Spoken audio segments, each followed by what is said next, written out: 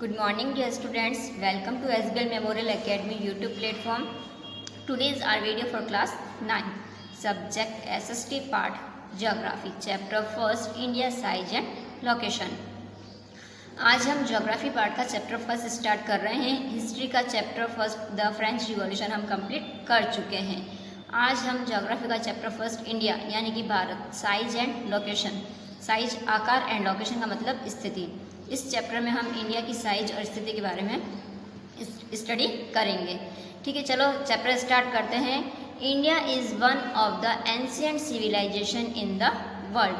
India क्या है? World के अंदर, विश्व के अंदर जितनी भी प्राचीन सभ्यताएं हैं या संस्कृति हैं उनमें से एक है. It has achieved multi faceted social economical progress during the last 5 decades. यानी कि पिछले 5 दशकों में भारत ने सामाजिक आर्थिक रूप से क्या की है? प्रोग्रेस यानी कि उन्नति की है. Okay. It has move forward displaying remarkable progress in the field of agriculture, industry, technology and overall economic development. India has also contributed significantly to the making of world history. Okay. क्या हुआ है? इसने India ने क्या की है? पिछले 5 दशकों में बहुत ही प्रोग्रेस की यानी कि उन्नति की है. कैसे? कृषि, एग्रीकल्चर, कृषि, इंडस्ट्री यानी कि उद्योगों के रूप में, टेक्नोलॉजी यानी तकनीकी के रूप में, ओवरऑल बल्कि सर्वांगीण इन्होंने क्या किया है? विकास किया है. इसका क्या हुआ है? आर्थिक विकास हुआ है, इकोनॉमिक डेवलपमेंट हुआ है. अगर हम ओवरऑल की बात करते हैं तो इन सब चीज़ों से क्या हुआ है? इकोनॉमिक डेवलपमेंट हुआ है भारत का. भारत का विश्व इतिहास में भी क्या है? बहुत ही महत्वपूर्ण योगदान रहा है. वर्ल्ड हिस्ट्री के अंदर भी इसका क्या है? महत्वपूर्ण योगदान रहा है. अब आता है लोकेशन यानी कि स्थिति. लोकेशन का मतलब स्थिति. India is a west country lying in entirely in the northern hemisphere. India क्या है? भारत क्या है? एक वेस्ट कंट्री यानी कि विशाल देश है. और ये क्या है? Lying entirely in the northern hemisphere. Northern hemisphere का मतलब उत्तरी गोलार्ध. ये क्या है? उत्तरी गोलार्ध के अंदर स्थित है, जैसा कि फिगर 1.1 में नज़र आ रहा है. आप देख सकते हैं ये फिगर. इसमें क्या है? उत्तरी गोलार्ध का बता रखा है. जैसे कि ये क्या है? ईस्ट, फिर ये वेस्ट, ये नॉर्थ और ये साउथ. तो ये क्या है? इंडिया कहाँ पे है? उत्तरी गोलार्ध के अंदर यानी कि नॉर्थर्न हेमिस्फीयर के अंदर लोकेटेड है यानी कि स्थित है.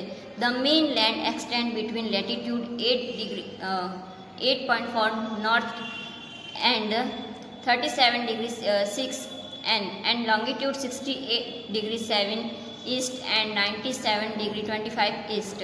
अब ये कैसे स्थित है कि इसका जो मुख्य भाग है वो क्या है?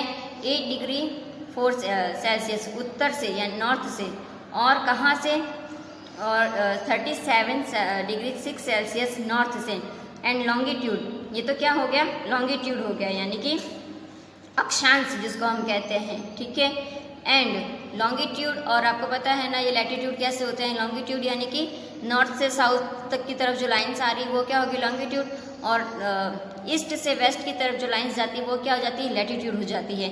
एक तो ऊपर से नीचे की तरफ लाइन्स आ रही है और एक यहाँ से साइड से दूसरी साइड की तरफ जा रही है. ठीक है.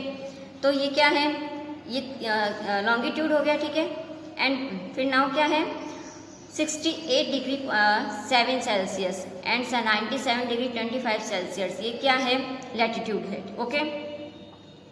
अब मैं वापस इसको बता देती हूँ आपको कि इसका जो मेन लैंड है यानी इसका जो मेन एक्सटेंड है, जो विस्तार है, जो ये फैला हुआ है, कहाँ पर है? Between latitude.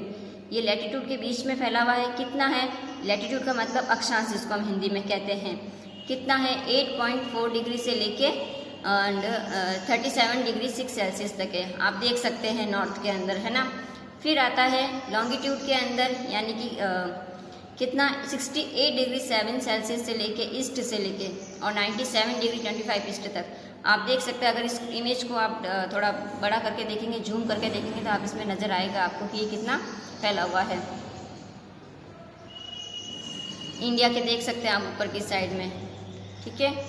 और इस तरफ भी ये पूरा इसका दे रखा है, मार्किंग कर रखा है, और ऊपर की तरफ भी कर रखा है. ओके. नेक्स्ट पैराग्राफ पे आइए.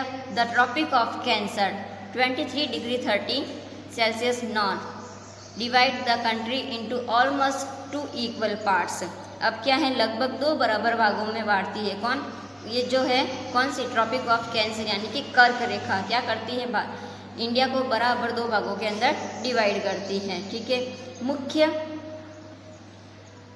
To the south east and the south west. एक तो साउथ ईस्ट यानी कि ऊपर वाला जो हिस्सा हो जाएगा वो हो जाएगा साउथ ईस्ट, और नीचे वाला जो हिस्सा हो जाएगा वो क्या हो जाएगा, south west of the mainland lie the Andaman and Nicobar Island and the Lakshadweep Island in Bay of Bengal and Arabian Sea respectively. Find out the extent of these groups of island from your atlas. अब क्या करना है कि ये जो कर्क रेखा है यानी कि जिसको हम ट्रॉपिक ऑफ कैंसर कहते हैं, इसका क्या है, मान क्या है 23 डिग्री 30 सेल्सियस है। ये क्या करता है, हमारी कंट्री को 2 भागों में डिवाइड करता है, इक्वली 2 पार्ट्स के अंदर डिवाइड करता है, south east and south west. Okay, फिर ये क्या करता है कि इसका जो मुख्य भाग है, जो इसका जो मेन लैंड है, जैसे कि साउथ ईस्ट यानी कि दक्षिण पश्चिम में, और कौन सा है, लक्षद्वीप है, लक्षद्वीप समूह है, और अरब सागर है, अरेबियन सी यानी कि अरब सागर है। ठीक है, और फिर दक्षिण पश्चिम के अंदर यानी कि साउथ वेस्ट के अंदर क्या है, साउथ वेस्ट के अंदर लक्षद्वीप है, अरब सागर है। और आप क्या कर सकते हैं, अपनी एटलस में अपनी एटलस के अंदर क्या कर सकते हैं, ये जितने भी आइसलैंड है इनको क्या कर सकते हैं, हम देख सकते हैं ये कहाँ कहाँ पर लोकेटेड है यानी कि स्थित है। नेक्स्ट पेज पे आइए।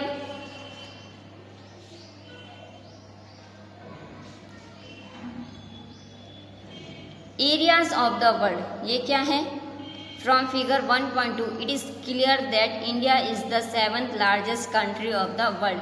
India has the land boundary of about 15,200 kilometre and the total length of the coast line of the mainland including Andaman and Nicobar and Lakshadweep is